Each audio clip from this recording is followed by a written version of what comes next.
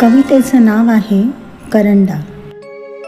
रीता झालेला करंडा आता पुन्हा भरला. रीता झालेला करंडा आता पुन्हा भरला. पूर्वीसारखा लाल आता तो राहिला नव्हता.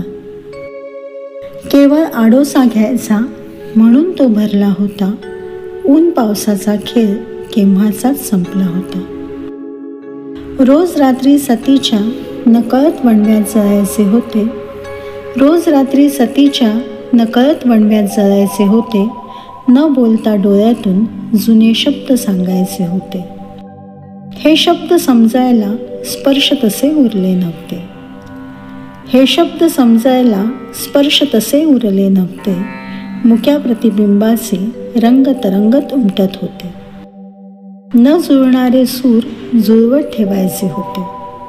न जुळणारे सूर जुळवत ठेवायचे होते.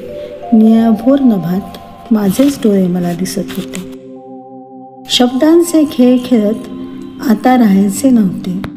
शब्दांचे खेळ खेळत आता राहायचे नव्हते. भिजलेल्या स्मृतींचे गेले दिवस पुन्हा यायचे नव्हते. कवी श्री दीपक शिव, आनंदवन. अभिवाचन सौ स्वप्नाली जहागीरदार.